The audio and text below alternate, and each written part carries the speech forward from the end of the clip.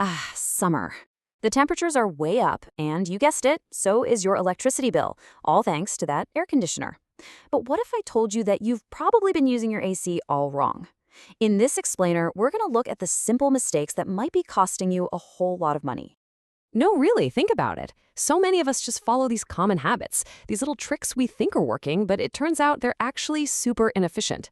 What if a few simple changes could not only make you feel cooler, but also put some serious cash right back into your pocket?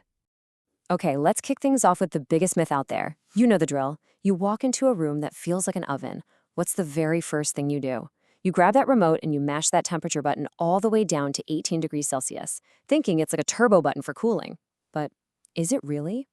So, we put this to the test. We actually measured the air blowing right out of the AC vent, and, well, the result is kind of wild. Check this out.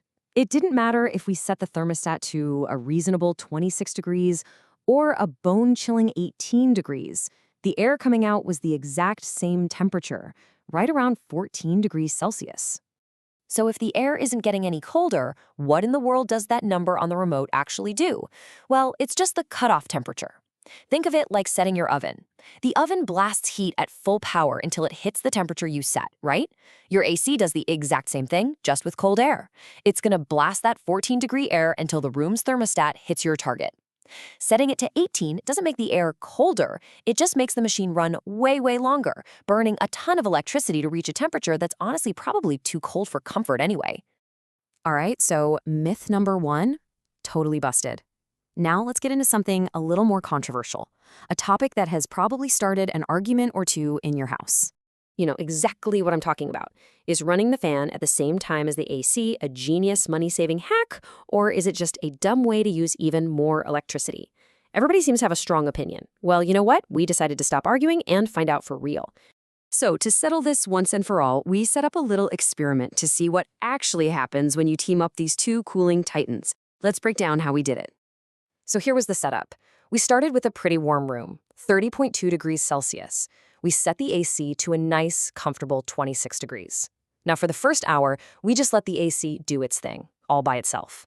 Then, for the second hour, we turned on the ceiling fan at full blast. The mission was simple: measure the difference. And the results? Honestly, they were pretty cool. Take a look at this chart. After that first hour with just the AC, the room got down to 27.8 degrees. But then, the moment we flipped on that fan, look what happened. The temperature dropped by almost another entire degree.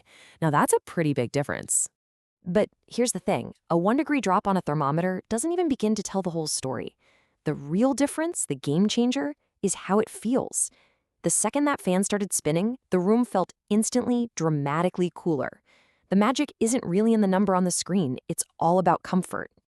And hey, don't just take our word for it. This is actual science.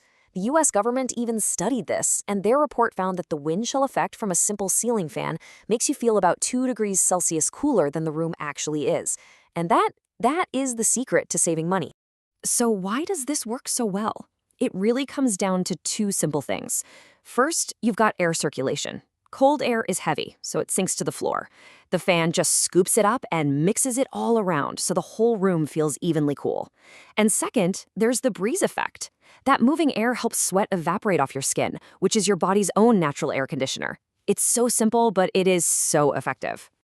Okay, so we've established it feels way better, and we know the science behind it. But let's get to the part you really care about. What does this mean for your bank account? Let's break down how this strategy actually saves you real money. And I'm not kidding, the savings here can be massive. We are talking about potentially saving up to 6,000 rupees a month in the peak of summer, all just by using your AC and your fan together in the right way. So how do you do it? The math is super simple.